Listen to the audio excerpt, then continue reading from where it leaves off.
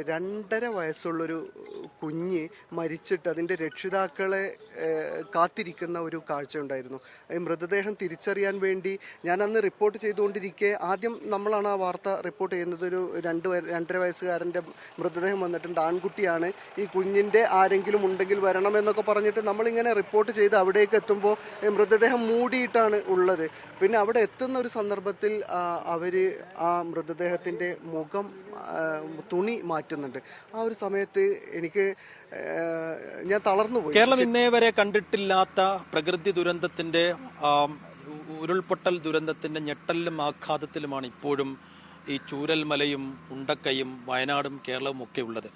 അന്ന് ഈ ഉരുൾപൊട്ടൽ ഉണ്ടായി ചൂരൽമലയിൽ ആദ്യമെത്തിയ മാധ്യമപ്രവർത്തകൻ ഒരുപക്ഷെ media one reporter Anees Ali ആയിരിക്കും. അനീസ് നമ്മോടൊപ്പം ഉണ്ട്. എനിക്ക് തോന്നുന്നു അന്ന് ഈ വാർത്ത വായിച്ചുകൊണ്ടിരുന്ന സമയത്ത്, വാർത്ത പ്രേക്ഷകരെ അറിയിച്ചുകൊണ്ടിരുന്ന സമയത്ത് ആദ്യത്തെ ഒരു മരണമൊക്കെ അനീസ് റിപ്പോർട്ട് ചെയ്യുന്നത് ഇപ്പോഴും ഓർക്കുകയാണ്. ആ സ്കൂളിന്റെ ഭാഗത്തൊരു മൃതദേഹം കണ്ടെത്തിയിരിക്കുന്നു എന്നൊക്കെ പറഞ്ഞു. അപ്പോൾ അനീസ് അതിൻ്റെ അനുഭവങ്ങൾ പങ്കുവെക്കുകയാണ്. അനീസ് അന്ന് ഞാനാണ് വാർത്ത വായിച്ചുകൊണ്ടിരുന്നത്. അപ്പോൾ ആ സമയത്ത് അനീസ് ഇവിടെ വന്നിട്ട് ഒരു ഭയങ്കര അങ്കലാപ്പോടുകൂടി ഓടുന്നതിൻ്റെയൊക്കെ നമുക്ക് ടെലിയാന്ന് കിട്ടിയത്, അന്നത്തെ നമ്മുടെ സാങ്കേതിക പരിമിതികളൊക്കെ കാരണം. അപ്പോൾ അന്ന് ആ വിവരം അനീസ് അറിയുന്നത് എപ്പോഴാണ്? ചൂരൽമലയിലേക്ക് എത്തിയപ്പോൾ അനീസ് കാണുന്ന കാഴ്ച ഉണ്ടായിരുന്നു. ആസിഫ്, നമ്മൾ ഒരു 1:30 കൂടിയാണ് ചൂരൽമലയിൽ ഒരു ഉരുൾപൊട്ടൽ ഉണ്ടായി എന്ന സൂചന ലഭിക്കുന്നത്. പക്ഷെ അത് കൺഫേം ചെയ്യാൻ നമ്മൾ ഈ വഴിയിൽ ഇവിടേക്ക് 3:30 കൂടി ഇവിടെ എത്തുന്നുണ്ട്. പക്ഷേ ഇവിടേക്ക് എത്തുന്ന അത്ര നേരവും നമ്മൾ ഇവിടുത്തെ പഞ്ചായത്ത് മെമ്പർ സുകന്യ അങ്ങനെ തുടങ്ങിയ അധികൃതരൊക്കെ വിളിക്കുമ്പോൾ സുകന്യൊക്കെ അവർ കരഞ്ഞുകൊണ്ടിരിക്കുക എന്നല്ലാണ്ട് അവർക്കൊന്നും പറയാൻ പറ്റുന്നില്ല. പൊട്ടി എന്ന് പറയുന്നു എന്നതിലപ്പുറം നമ്മൾ ഇവിടെ വരുമ്പോൾ സാങ്കേതിക പരിമിതികൾ മാത്രമല്ല, ഇവിടെയൊക്കെ ലൈറ്റൊന്നും ഇല്ലാണ്ട് പുലർച്ചെ 3:30 അപ്പോൾ കറണ്ട് മൊത്തം പോയിട്ടാണ് ഈ അങ്ങാടിയിലൊക്കെ നമ്മൾ ഇങ്ങനെ മുട്ടറ്റം ചളിയിൽ കുതിർന്ന് നിൽക്കുന്ന അവസ്ഥയാണ്. നമുക്ക് മൂവ് ചെയ്യാൻ പറ്റുന്നില്ല. അപ്പുറത്ത് എന്താണ് സംഭവിച്ചിട്ടുള്ളത്, ആ പാലം തകർന്നിട്ടുണ്ടോ, അത്തരം കാര്യങ്ങളെ കുറിച്ചൊന്നും ആ സമയത്ത് ആർക്കും ഒരു ധാരണയുമില്ല. നമ്മൾ ഇവിടെ വരുന്നു, ഇവിടെ നിന്ന് ഒരു മുട്ടറ്റം ചളി കൂടി ഉണ്ട്. അത്ര ഇതിൽ ഒരു മുട്ടിന് മുകളിൽ ചളിയുണ്ട്. അത് നീന്തിയാണ് നമ്മൾ. പിന്നെ അവിടെ ഉണ്ടായിരുന്ന ഒരു 7-8 രക്ഷാപ്രവർത്തകർ, അവർക്കും കാര്യമായ സംവിധാനങ്ങളൊന്നുമില്ല. JCB ഒക്കെ പിന്നെയാണ് വരുന്നത്. അവർക്ക് എന്താണ് സംഭവിച്ചിട്ടുള്ളത് എന്ന്, ഇവിടെയാണ് ഉരുൾപൊട്ടിയിട്ടുള്ളത് എന്നാണ് നമ്മുടെ ധാരണ. മുണ്ടക്കൈ 4 കിലോമീറ്റർ അപ്പുറം അവിടെ പൊട്ടിയിട്ടാണ് ഇവിടേക്ക് വന്നത് നമ്മൾ കാണുന്നില്ല. ഏതായാലും വലിയ പാറക്കല്ലുകൾ, ചളി നിറഞ്ഞു കിടക്കുന്നു, ഇങ്ങനെയുള്ള കാഴ്ചകൾ. അതോടൊപ്പം തന്നെ വെളിച്ചമില്ല, വൈദ്യുതി എല്ലായിടത്തും ഇല്ലാതായിരിക്കുന്നു. ഇങ്ങനെ സൈഫ് പറഞ്ഞ ടെലിയിൽ ഞങ്ങൾ ഓടുന്നത്, ഇത് ഞങ്ങൾ കണ്ടുകൊണ്ടിരിക്കെ നമ്മൾ അത് വിഷ്വൽ എടുത്തുകൊണ്ടിരിക്കുന്നതിനിടയിലാണ് അടുത്ത പൊട്ടലുണ്ടാകുന്നത്. ആ സന്ദർഭത്തിലാണ് നമ്മൾ ഇവിടുന്ന്, എനിക്ക് തോന്നുന്നു എൻ്റെ കൂടെ ഇവിടെ ഉണ്ടായിരുന്നത്, എനിക്ക് ഇവിടെ വന്നിട്ട് മാത്രം കണ്ടിട്ടുള്ള ചില ആളുകളൊക്കെ ഈ ഓട്ടത്തിനിടയിൽ വീണു പോയിട്ടുണ്ട്.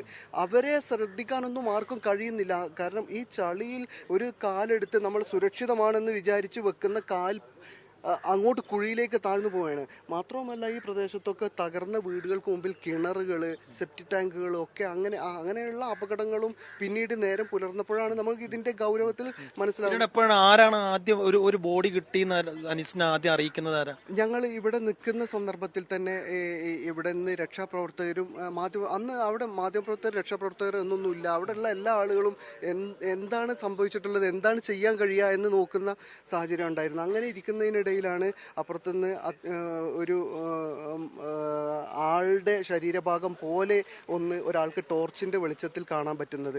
അങ്ങനെ പരിശോധിക്കുമ്പോഴാണ് അവിടെയാണ് നമ്മൾ ഒരാൾ മരിച്ചിട്ടുണ്ട് എന്ന് അറിയുന്നത്. ഇതിന്റെ കാഷ്വാലിറ്റി ഇത്ര വലുതാണ് എന്ന്, ഒരാൾ മരിച്ചു എന്നുള്ളത് പോലും ഒരു വലിയ ഞെട്ടലായിരുന്നു. ഇത് ഈ അപകടത്തിൽ ഞാൻ ആ ദിവസം തലേന്ന് ഇവിടെ 6 മണിക്ക് ഇവിടെ ഉള്ള ആളാണ്. വൈകുന്നേരം അന്ന് നമ്മൾ ഇവിടെയുള്ള ആളുകളുമായിട്ട് സംസാരിക്കുന്നുണ്ട്. 200 mm മഴ പെയ്തിട്ടുണ്ട്, 2 ആഴ്ച പെയ്യേണ്ട മഴയാണ് ഒരൊറ്റ ദിവസം പെയ്തിരിക്കുന്നത് എന്നൊക്കെ നമ്മൾ റിപ്പോർട്ട് ചെയ്തു. അതിൽ സംസാരിക്കുന്ന ഒരാളുണ്ടായിരുന്നു, ഒരു ത്യാഗരാജൻ. അദ്ദേഹമുണ്ടോ? ഇല്ല, അദ്ദേഹത്തെ കാണാൻ ഞാൻ ഇവിടെ വന്നത് മുതൽ, അതായത് ആ ഒരു ദിവസം ഞാൻ വന്നപ്പോൾ ആ സമയത്ത് ഞാൻ അതിന്റെ ഇതിലല്ല. പിന്നെ രാവിലെ മുതൽ ഞാൻ അദ്ദേഹത്തെ തിരയുകയാണ്. പക്ഷെ ആ മനുഷ്യനെ ഞാൻ പിന്നീട് കണ്ടിട്ടില്ല. അതിനുശേഷം ഇപ്പോൾ PRD പ്രസിദ്ധീകരിച്ച മിസ്സിംഗ് ആയ ആളുകളുടെ ലിസ്റ്റിൽ അദ്ദേഹത്തിന്റെ പേരുണ്ട്. ആ മനുഷ്യൻ എന്നോട്, ഞാൻ മുണ്ടക്കയിൽ നിൽക്കുമ്പോൾ, മുണ്ടക്കയിൽ നിന്ന് ഈ ഉരുൾപൊട്ടലിൻ്റെ വാർത്ത റിപ്പോർട്ട് ചെയ്തിരിക്കുക അദ്ദേഹം പറഞ്ഞത് ഇവിടുന്ന് എത്രയും പെട്ടെന്ന് പോകണം, ഇവിടെ അത്ര സുരക്ഷ. അപ്പോൾ അദ്ദേഹവും പോലും ഇത് ഇത്ര ഗൗരവത്തിലൊരു അപകടത്തെ പ്രതീക്ഷിക്കുന്നില്ല. അദ്ദേഹം പറയുന്നത് ഈ പാലം ഒരു പക്ഷേ തകരാൻ സാധ്യതയുണ്ട്, അത്ര വലിയ കുത്തൊഴുക്കിലാണ് ഈ വെള്ളം വന്നുകൊണ്ടിരിക്കുന്നത് എന്ന് പറയുന്നുണ്ട്. പക്ഷെ ഉരുൾപൊട്ടലിനെ കുറിച്ചൊന്നും അത്ര സൂചനകളില്ല. ഏതായാലും ആ മനുഷ്യൻ നമ്മളോട് അദ്ദേഹത്തിൻ്റെ കൂടി പ്രതികരണം എടുത്തിട്ടാണ് ഞങ്ങൾ അവിടുന്ന് താഴേക്ക് ഇറങ്ങുന്നത്. അങ്ങനെ ഇവിടുന്ന് പോയി ഞങ്ങൾ വീട്ടിലെത്തി 8:30 കൂടി ഉറങ്ങാൻ കിടന്ന് പിന്നീട് 1 മണിക്കാണ് ഈ വിവരം ലഭിക്കുന്നത്. നമ്മുടെ ഫൈസലാണ്, പ്രദേശവാസിയായ ഫൈസലാണ്. എങ്ങനെ അനീസ്ക, അവിടെ എന്തോ ഒരു അപകടം നടന്നതായി കേൾക്കുന്നുണ്ട്. അപ്പോൾ അവനോട് സ്ഥിരീകരിക്കാൻ പറഞ്ഞ അവനക്കും കൂടുതൽ വിവരങ്ങളില്ല, ഞാൻ വിളിച്ചിട്ട് ആരെയും കിട്ടുന്നില്ല എന്നാണ് അവരും പറയുന്നത്. എന്തായാലും ഇവിടെ എത്തുമ്പോഴാണ് അപ്പോഴും ഇത് ഇത്ര വലിയതാണെന്ന് മനസ്സിലാവുന്നില്ല.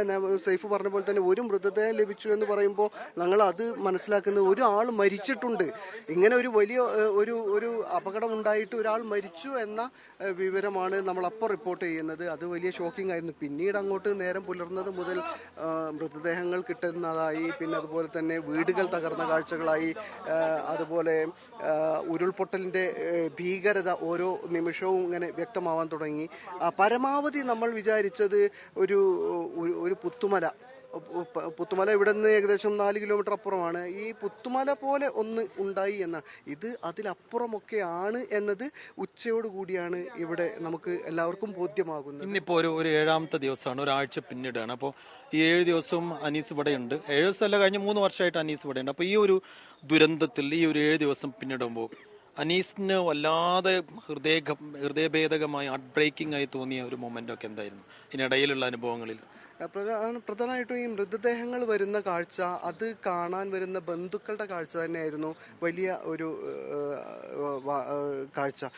അതിൽ ചില മൃതദേഹങ്ങളൊക്കെ ബന്ധുക്കൾ, ക്യാമ്പിലുള്ള ആളുകൾ നമ്മളോട് പറയുന്നത് അവർ രക്ഷിക്കാൻ വേണ്ടി ഞങ്ങളോട് കരഞ്ഞ് പറഞ്ഞുകൊണ്ടിരിക്കുകയാണ്, ഞങ്ങൾക്ക് അങ്ങോട്ട് പോകാൻ കഴിയാത്ത ആ മനുഷ്യരൊക്കെ മരിച്ചു എന്നത് ഒരു ഞെട്ടലുണ്ടാക്കണം. മറ്റൊന്ന് നമ്മൾ റിപ്പോർട്ട് ചെയ്തുകൊണ്ടിരിക്കുന്ന സമയത്ത് എന്നെ വ്യക്തിപരമായിട്ട് ഏറ്റവും കൂടുതൽ പ്രയാസപ്പെടുത്തിയ ഒരു കാര്യം എന്ന് പറയുന്നത് 2.5 വയസ്സുള്ളൊരു കുഞ്ഞ് മരിച്ചിട്ട് അതിൻ്റെ രക്ഷിതാക്കളെ കാത്തിരിക്കുന്ന ഒരു കാഴ്ച ഉണ്ടായിരുന്നു.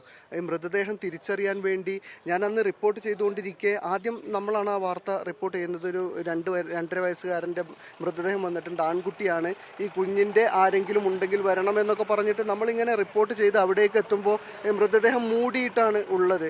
പിന്നെ അവിടെ എത്തുന്ന ഒരു സന്ദർഭത്തിൽ അവർ ആ മൃതദേഹത്തിൻ്റെ മുഖം തുണി മാറ്റുന്നുണ്ട്. ആ ഒരു സമയത്ത്